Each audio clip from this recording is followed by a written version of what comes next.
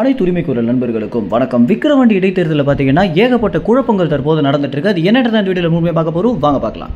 ஏற்கனவே ஈரோடு இடைத்தேர்தலை பற்றி நம்ம எல்லாருக்குமே தெரிஞ்சிருக்கோம். மேனகா நவநீதனுக்கு அந்த பகுதியில் இருந்த காவலர்களும் அந்த பகுதியில் இருந்த திமுக நிர்வாகிகளும் எந்த அளவுக்கு இடையூறுகளை கொடுத்தாங்க, அதற்கு நாம் தமிழ் கட்சி மேலேயே அவங்க வழக்குகளையும் போட்டது நம்ம அனைவருமே அறிஞ்சது தான்.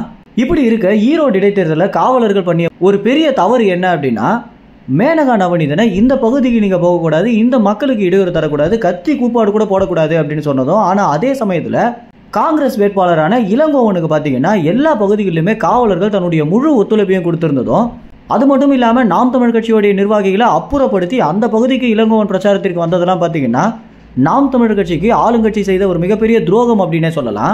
இது என்ன ஜனநாயக நாடு அப்படின்னு ஒட்டுமொத்த தமிழ் மக்களுமே பாத்தீங்கன்னா இந்த ஒரு விஷயத்திற்கு கேள்வி எழுப்பியிருந்தாங்க. இதே தான் பாத்தீங்கன்னா தற்போது விக்கிரவாண்டி இடைத்தேர்தலே நடந்துட்டு இருக்கு.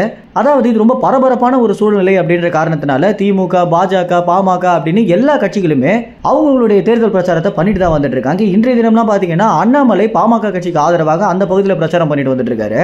இப்படி இருக்க காவலர்கள் பாத்தீங்கன்னா பாஜக பகுதி பிரச்சாரம் நடக்குது அப்படின்ற ஒரு காரணத்தினால அந்த பகுதிக்கு நாம் தமிழ் கட்சியுடைய நிர்வாகிகளை அனுமதிக்காததும், அதற்கு பிறகு நாம் தமிழ் கட்சியுடைய நிர்வாகிகளை ரொம்ப நேரம் காக்க வச்சதெல்லாம் பாத்தீங்கன்னா எந்த ஒரு செய்தி ஊடகமோ கவர் பண்ணாத ஒரு நியூஸாக இருக்கு.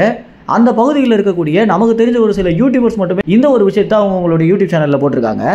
அது மட்டும் இல்லாம காவலர்கள் பண்ணக்கூடிய இந்த குழப்பங்கள் பாத்தீங்கன்னா வெளிவராத ஒரு விஷயமாக இருக்க காரணத்தினால அவங்க மேல எந்த ஒரு வழக்கு கூட போட முடியாது அப்படின்ற ஒரு நிலை தான் போயிட்டு இருக்கு. ஏன்னா முக்கியமான ஊடகங்கள் எல்லாமே பாஜக கட்சியும் திமுக கட்சியும் மட்டுமே கவர் பண்ணிட்டு வந்துட்டு இருக்காங்க. அந்த பகுதியில் நாம் தமிழ் கட்சியுடைய வேட்பாளரான அபிநாயக்கு பாத்தீங்கன்னா யூடியூப் சேனல்கள் மட்டுமே தன்னுடைய ஆதரவு கொடுத்து வீடியோக்கள் எடுத்து போட்டுட்டு வந்துட்டு இருக்காங்க. இதனால விக்கிரவாண்டி தொகுதியில் நாம் தமிழ் கட்சி என்னென்ன பண்றாங்க அப்படின்ற விஷயம் பல பேருக்கு தெரியாம இருக்கு.